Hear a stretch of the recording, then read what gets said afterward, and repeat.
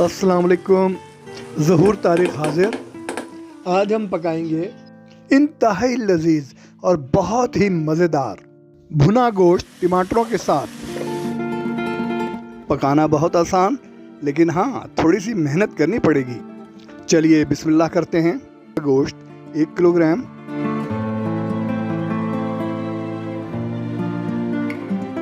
धोने के बाद थोड़े से पानी में भिगो दें। सिरका 1 खाने का चमचा, नमक निस्फ चाय का चमचा इसमें शामिल करके तकरीबन 10 मिनट के लिए इसे छोड़ दें। नमकीन पानी गिराकर एक दफ़ा फिर अच्छी तरह से धो लें। एक खुले मुख्य बर्तन में 3 खाने के चमचे पकाने का तेल शामिल कर दें।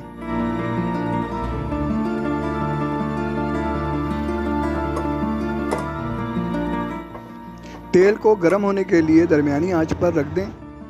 लहसुन 9 जवे, अदरक 1 इंच का टुकड़ा, इनको अच्छी तरह से कुचल लें और गरम तेल में शामिल कर दें।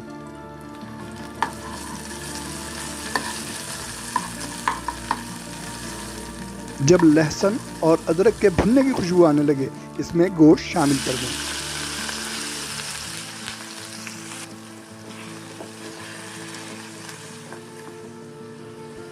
गोश्त को थोड़ी सी देर के लिए भुनने के लिए छोड़ देते हैं और इतनी देर में हम प्याज 2 अदद दरमियाने साइज़ की काट लेते हैं। दोस्तों, आपसे दरख्वास्त, इस वीडियो को आखिर तक ज़रूर देखें और अगर अच्छी लगे तो लाइक कर दें, और हाँ, जिन लोगों ने सब्सक्राइब नहीं किया, सब्सक्राइब कर दें। घंटी के निशान को भी क्लिक कर दें ताकि हमारी हर नई आने वाली वीडियो की आपको बर वक्त इत्तला हो जाए।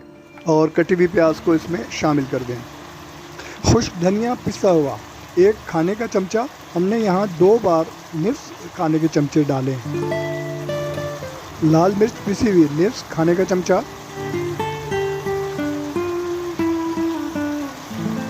हल्दी पिसी हुई निस्फ खाने का चमचा, गरम मसाला पिसा हुआ निस्फ खाने का चमचा।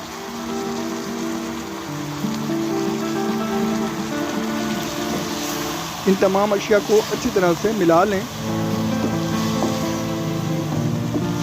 तमाम खुश्क मसाला जात प्याज और गोश्त के पानी में भून लें। नमक 1 चाय का चमचा या हस्बे जायका शामिल कर दें। भूनने का सिलसिला जारी रखें। टमाटर 6 अदद मोटा मोटा काट लें।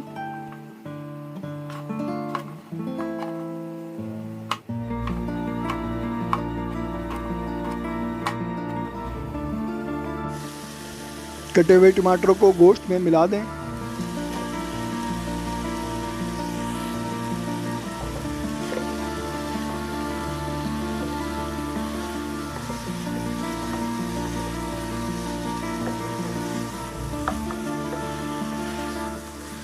थोड़ा सा हिला जुलाकर ढकना रख दें।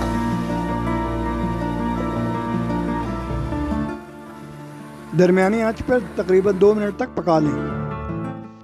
ढक्कन उठाकर पानी की मौजूदगी का अंदाज़ा लगाएं कि पानी बिल्कुल खुश्क ना हो गया हो।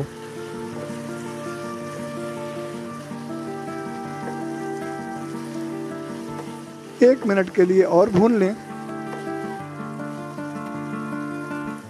पानी 2 गिलास के करीब इसमें शामिल कर दें, या इतना पानी कि बोटियां अच्छी तरह से डूब जाएं।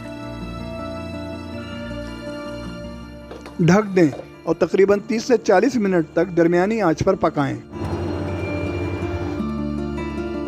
ढक्कन हटा लिया है। आप देख सकते हैं कि गोश्त और टमाटर गल चुके हैं।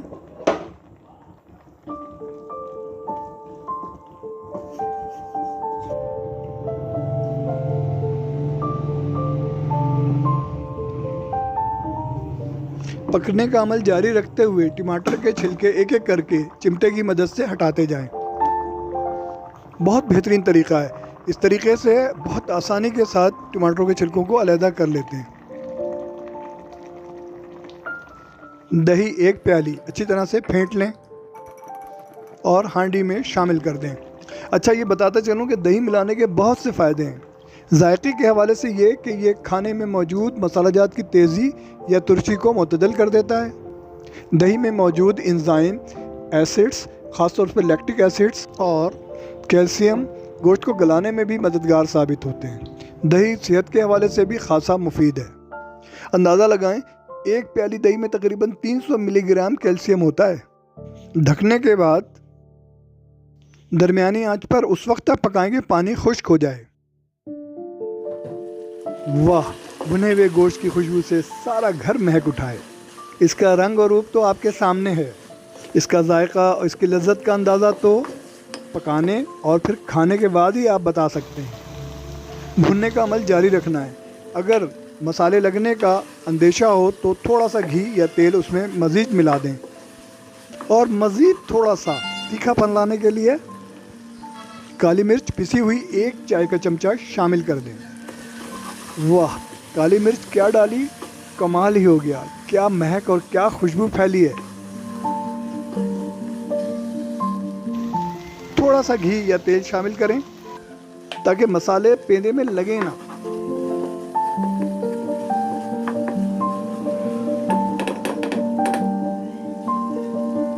एक मिनट के लिए ढक दें। आंच को बिल्कुल धीमा कर दें। हरा धनिया, हरी मिर्च और एक नींबू, और अगर आप चाहें तो अदरक। हरे धनिए की पत्तियों को काटकर शामिल कर दें। इसी तरह से हरी मिर्च को भी काटकर इसमें मिला दें।